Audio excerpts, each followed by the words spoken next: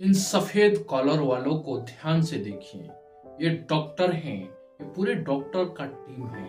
ये देश के गद्दार हैं। ये कोई पाकिस्तान से नहीं आया है। ये आतंकी अफगानिस्तान से नहीं आया है। ये आतंकी जो है बांग्लादेश से नहीं आया है। ये आतंकी म्यांमार से नहीं आया है। ये आतंकी चीन से, नेपाल से नहीं आया है। ये भारत में ही पला हुआ है। ये भारत की मिट्टी, इस मातृभूमि पर ही जन्म लिया है और फिर भी अपने मातृभूमि से ही गद्दारी करता है। ये भारत की टैक्स के पैसे, हमारे आपके टैक्स के पैसे से लाखों लाखों रुपया लेकर, करोड़ों रुपया लेकर डॉक्टर की पढ़ाई करता है। दिन में पढ़ाई करने के बाद दिन में इलाज करता है। और इलाज क्या करता होगा, आज आपको सतर्क होना चाहिए। और रात में आरडीएक्स इकट्ठा करता है। पता है कितने आरडीएक्स पकड़ा गया है? लगभग 50 बोरी जो है आरडीएक्स पकड़ा गया है फरीदाबाद। ये 50 बोरी जो आरडीएक्स है, ये क्या करने के लिए पकड़ा गया पता है? ये हमारे राम मंदिर उड़ाने के लिए, हमारे काशी विश्वनाथ मंदिर उड़ाने के लिए, ये लाल किला उड़ाने के लिए, भीड़ भाड़े जगहों पर धमाका करने के लिए, हमारी एकता और अखंडता को तोड़ने के लिए ये सब साजिश किया जा रहा है भारत के साथ। ये देश के गद्दार हैं। ये बाहर पाकिस्तान का नहीं है। ये पाकिस्तानी आज अगर होते पाकिस्तानी को तो चलो हम मान सकते हैं, चलो उस भिखमंगा आकर वो अगर यहाँ में उसको खाने के लाले पड़े हुए हैं, चलो वो पैसे के लिए आया और यहाँ पर पैसे लेकर अपने आप को उड़ा लिया। लेकिन ये उमर जैसे जो लाखों रुपया हमारे सरकार से लेकर पढ़ाई करता है और आरडीएक्स इकट्ठा करता है, हमारे देश को दहलाने की इकट्ठा करता है, ये शाहीन जैसी औरतें कितने हमारे आसपास, हमारे समाज में इस फैली हुई होंगी कि ये जो है हमारे देश में एक स्लीपर सेल जैसे काम कर रही हैं, हमारे ही देश को दहलाने के लिए। जिस देश में वो पली हैं, बड़ी हैं, वो सांस लेती हैं, खाती हैं, पीती हैं, हर सुख सुविधा चाहिए इनको। हर सुख सुविधा सबसे पहले चाहिए।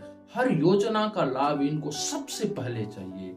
और लेकिन वंदे मातरम नहीं कहेंगे, ये वंदे मातरम नहीं कहेंगे, लेकिन हर सुख सुविधा चाहिए, हर सुख सुविधा चाहिए और देश को दहलाने का कार्य करेंगे। तो भारत 1947 में है, मजहबी रूप से बंटवारा हो चुका है और सरकार को चाहिए कि अब भारत में कोई भी मजहबी जो है शिक्षा न दिया जाए।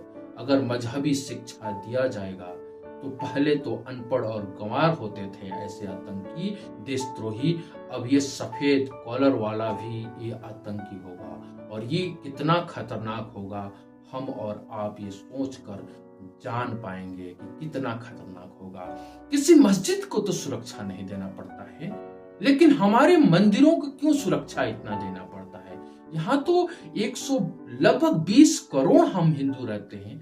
किसी हिंदू को किसी मंदिर से तो कोई तकलीफ नहीं है, क्योंकि हमारी आस्था के केंद्र है।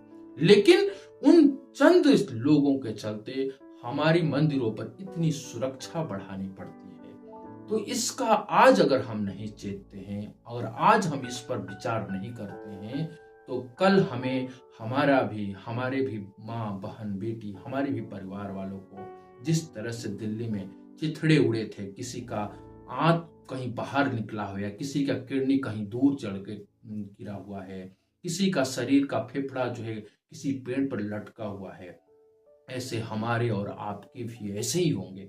तो हमें आज ये सोचना होगा कि इस गद्दारों को क्या इलाज किया जाए। इन गद्दारों को जो हमारे बीच में रहते हैं और हमारे खाते हैं, हमारे टैक्स के पैसों से वो पढ़ाई करते हैं और हमारे ही देश के विरुद्ध, हमारे ही देश को जलाने के, दहलाने का कार्य करते हैं, तो सबसे पहले उसकी शिक्षा व्यवस्थाओं को बदलिए। हमारा भारत एक है और एक ही शिक्षा व्यवस्था होना चाहिए। कोई मजहबी शिक्षा नहीं होनी चाहिए, किसी भी कीमत पर नहीं होनी चाहिए। ये अगर जिस दिन एक लागू हो जाता है, तब ऐसे हमारे जो गद्दार हैं वो नहीं निकलेंगे। अगर मजहबी शिक्षा होगा तो ऐसे ही हमारे देश में गद्दार होंगे। आप इस देश के अंदर अशांति फैल रही है। हाँ, और यह कट्टरता जो है ये मदरसों से पैदा हो रही है, क्योंकि मदरसों में गलत शिक्षा दी जा रही है। हाँ, मदरसों में गलत शिक्षा दी जा रही है। हमारी सरकार से गुजारिश है कि मदरसों में संस्कृत को पढ़ाया जाए, एक सब्जेक्ट। जो मदरसे चलने वाले हों वहाँ पर एक सब्जेक्ट संस्कृत को पढ़ाया जाए, ताकि संस्कृत जब बच्चे पढ़ेंगे तो वो वेद को, पुराण को, रामायण को, हर चीज को पढ़ेंगे और सबके बारे में वो जानेंगे, सबका इतिहास क्या है। फिर उनके अंदर से ये जहालत निकल जाएगी कि गैर मुस्लिम काफिर होता है। गैर मुस्लिम काफिर नहीं होता है, मुसलमान में भी काफिर होते हैं। मतलब जो कट्टरता का समर्थन नहीं कर रहा मुस्लिम वो भी काफिर है इनकी नजर में। हमारे योगी आदित्यनाथ जी का वीडियो सुनिए।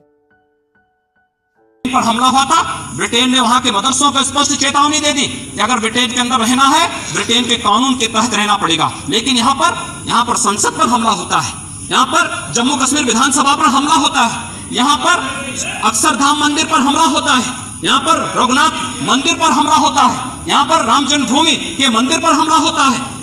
प्रतिदिन नरसंहार होते हैं, सैनिक छावनियों पर हमले होते हैं। लेकिन उस सब के बावजूद हम स्वीकार नहीं करते हैं कि आतंकवादी कौन है। हम लोग स्वीकार नहीं करते हैं कि इन आतंकवादियों का मकसद क्या है। क्या आतंकवादियों का मकसद रोटी, कपड़ा और मकान है? क्या ये आतंकवादी किसी एक सामाजिक क्रांति को लेकर के आए हैं? एक केवल और केवल भारत के खिलाफ, भारत की एकता और अखंडता के खिलाफ सशस्त्र संघर्ष के लिए आए हैं। और मैं समझता हूं ये वार्ता से नहीं, ये शांति से नहीं, बल्कि इन सबको कुचल करके ही हम इसका मुकाबला कर सकते हैं। लेकिन उसके जिस प्रकार की एकता की आवश्यकता होनी चाहिए थी वह आवश्यकता कभी दिखाई नहीं देती है। क्योंकि जब आतंकवाद के खिलाफ बोलते हैं कुछ लोगों को लगता है कि ये तो हम ओसामा बिन लादेन के खिलाफ भी बोले, मुल्ला उमर के खिलाफ भी बोले, तो लोगों को लगता है कि तो इस्लाम पर प्रहार हो रहा है, इस्लाम पर प्रहार हो रहा है। में कैसे हमारे मौलवी साहब ने बताया कि किस तरह के हमें मजहबी शिक्षा दिया जाता है मस्जिदों में, इसको कैसे सुधार किया जा सकता है। उसके बाद योगी आदित्यनाथ ने भी बताया कि किस तरह से इनको सुधारा जा सकता है।